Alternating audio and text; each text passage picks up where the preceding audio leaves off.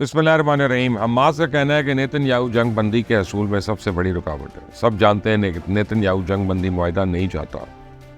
Hamas کے اسامہ حمدان کا کہنا ہے کہ اسرائیلیوں نے 2 روز مذاکرات میں بائیڈن کے اقدام اور 24 جون کو امریکیوں کی جانب سے متعارف کرائے گئے ڈرافٹ کو مسترد کر دیا۔ تو اسرائیلیوں نے قطر میں ہونے والے تازہ مذاکرات کے دوران اعلان کیا کہ وہ لڑنے کے لیے واپس آنے کا حق چاہتے ہیں۔ یہ شرط فلسطینیوں کے لیے ناقابل قبول ہے۔ ایک اور خبر میں اسرائیلی فوج کا غزہ حملہ بڑھانے کے لیے گوگل اور ایمیزون کا استعمال۔ تو اسرائیلی فوج غزہ پر اپنے حملوں کو بہتر بنانے کے لیے ٹیکنالوجی کمپنیز جو ایمیزون اور گوگل اور مائکروسافٹ ان کے کلاؤڈ سٹوریج اور مصنوعی ذہانت کی خدمات حاصل کر رہی ہے۔ تو اسرائیلی فوج نے گوگل اور ایمیزون کے ساتھ $1.2 بلین کے معاہدے پہ دستخط کیے ہیں، جو کہ پروجیکٹ نمبس کے نام سے مشہور ہے۔ اب رپورٹ سے پتہ چلتا ہے کہ کمپنی بڑے مقدار میں ڈیٹا ذخیرہ کرنے، ڈرون اور بمباری کے حملوں میں مدد کر رہی ہیں۔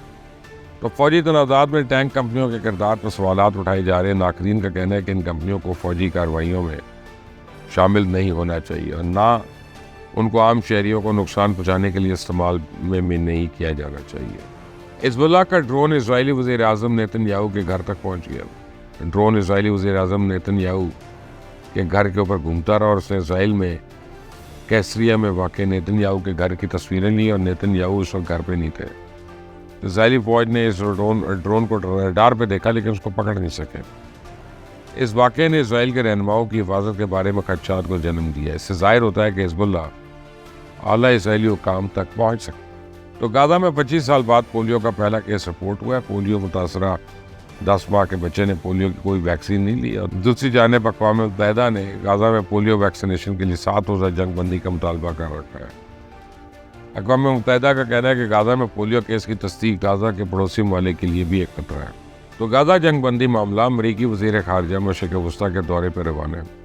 اینتھنی بلنکن جو ہے غزہ میں جنگ بندی کے لیے فریقین سے ملاقات کرنے میں مشرق وسطیٰ پہنچ گئے۔ پہلا پڑاؤ اسرائیلی دارالحکومت تل ابیب میں ہوگا، جس کے بعد وہ حماس کی قیادت کے ساتھ ساتھ فلسطین اتھارٹی کے صدر محمود عباس سے بھی ملاقات کریں گے۔ جنگ بندی کا کون سا منصوبہ وزیر خارجہ اپنے اتحادی اسرائیل کے لیے لائے اب تک واضح نہیں۔ برطانیہ کی جانب سے اسرائیل کو اسلحہ فروخت کرنے پہ احتجاجی رد عمل کے طور پر برطانوی وزارت خارجہ کے افسر مارک سمتھ نے استعفیٰ دے دیا۔ وزارت خارجہ کے افسر کہنا تھا کہ حکومت کو اعلیٰ سطح کے تحفظات سے آگاہ کیا لیکن کوئی جواب نہیں ملا اور اسرائیل کو اسلحہ دینا جنگی جرائم میں شمولیت کے برابر ہے۔ مارک سمتھ آئرلینڈ میں برطانوی سفارت خانے میں تعینات تھے اور foreign and common wealth office نے انفرادی سطح پہ تبصرہ کرنے سے انکار کر دیا۔ برطانیہ نے 2008 سے اسرائیل کو £574 ملین کا اسلحہ لائسنس دیا ہے۔ یوکرین کی رشیا کے کرسک جوہری پلانٹ پہ حملہ کرنے کی اطلاعات موصول ہو رہی ہیں اور رشیا نے یوکرین کو خبردار کیا کہ یوکرین نے جوہری پلانٹ پہ حملہ کیا تو سخت جواب دیا جائے گا اور یوکرین کی طرف سے تباہی کی کسی بھی کوشش کو ناکام بنا دیں گے۔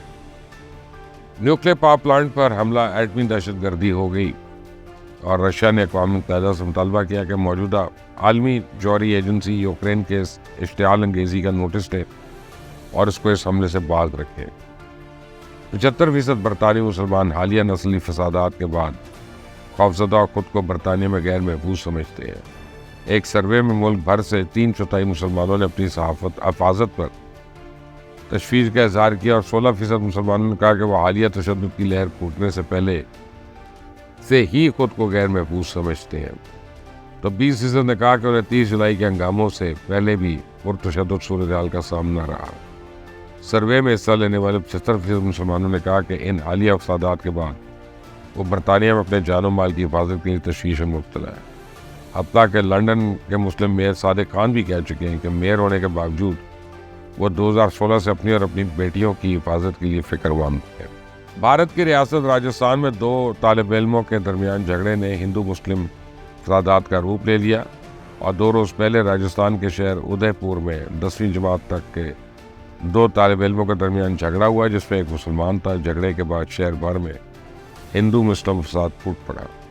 جھگڑے کے بعد میونسپل کارپوریشن نے مسلمان طالب علم کا گھر غیر قانونی قرار دے کے گرا دیا، جبکہ نابالغ مسلمان طالب علم کو والد سمیت حراست میں لے لیا گیا۔ تو ہندوؤں نے مسلمانوں کی املاک اور مساجد پہ حملے کیے، کئی گاڑیوں کو بھی آگ لگائی۔ شہر میں انٹرنیٹ سروس تاحال معطل ہے اور دفعہ 144 کا نفاذ ہے۔ کیلکٹا ریپ کیس، ڈاکٹرز کا ملزمان کو قانون کے کٹہرے میں لانے تک احتجاج جاری رکھنے کا اعلان۔ تو بھارت کے مختلف شہروں میں ہزاروں خواتین نے احتجاجاً مارچ کیا۔ بھارت کے کئی دوسرے شہروں میں جیسے دہلی، حیدرآباد، ممبئی اور پونے میں بھی احتجاجی مظاہرے کیے گئے۔ ریکلیم ڈے نائٹ مارچ میں ہزاروں خواتین نے حصہ لیا اور مودی حکومت کی پالیسیز کے خلاف آواز بلند کی، اور مارچ کے دوران بھی کچھ نامعلوم افراد نے اسپتال پہ حملہ کیا۔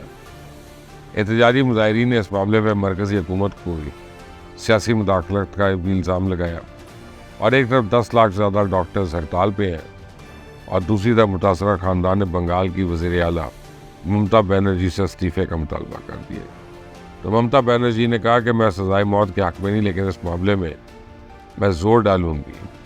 نیشنل کرائم ریکارڈ بیورو کے مطابق 2022 میں بھارت میں خواتین کے خلاف جرائم میں گزشتہ سال کے مقابلے میں 4% اضافہ ہوا ہے۔ بنگلہ دیش طلبہ رہنماؤں نے وزیر اعظم ہاؤس سے لوٹے گئے سامان کی واپسی شروع کروا دی ہے۔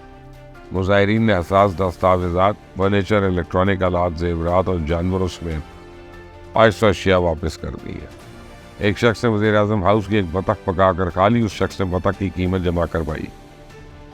کسی نے ہیرے کی نت اور جھمکوں قسم دیگر زیورات لوٹا دی، کسی نے کبوتر اور بلی بھی واپس کر دی ہے۔ وزیر اعظم ہاؤس گیٹ پر ایک کاؤنٹر قائم کیا گیا جہاں لوگ لوٹی ہوئی اشیاء جمع کرا رہے ہیں۔ تو اب طلبہ رہنما کو وزیر اعظم کی رہائش گاہ سے میک اپ بیگ لے جانے والی خاتون کی ایک تلاش ہے۔ بنگلہ دیشی طلباء کا سیاسی جماعت بنانے کا فیصلہ ہے۔ طلباء نے فوری انتخابات کا مطالبہ مسترد کر دیا۔ طلباء رہنماؤں کو کہنا ہے کہ اپنی صلاحیتوں کو برقرار رکھنے کے لیے اپنی سیاسی جماعت بنانے پہ غور کر رہے اور گزشتہ 15 برس کے دوران ہونے والی حکمرانی کے طرز عمل کو دوبارہ نہیں دہرانا چاہتے۔ مشیر خارجہ توحید حسین نے کہا کہ طلباء نے ابھی تک ٹیکنوکریٹ سے اپنے سیاسی منصوبوں میں بات نہیں کی ہے۔ بنگلہ دیش حکومت نے تمام جامعات، کالجز اور اسکول کھولنے کی ہدایات جاری کر دی ہیں۔ ہنگاموں کے دوران تعلیمی ادارے غیر معینہ مدت کے لیے بند کر دیے گئے تھے۔ ملتوی ہوئے ہائی سیکنڈری سرٹیفکیٹ اور اس کے ساتھ مساوی امتحانات 11 ستمبر سے دوبارہ شروع ہوں گے، 23 اکتوبر کو مکمل ہوں گے۔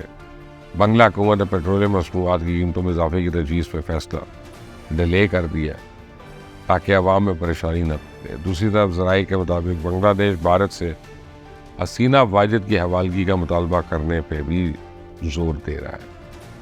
آپ دیکھ رہے ہیں میرا چینل، اس کو سبسکرائب کریں، بیل آئیکن کو پریس کریں۔ Until the next time, Allah Hafiz.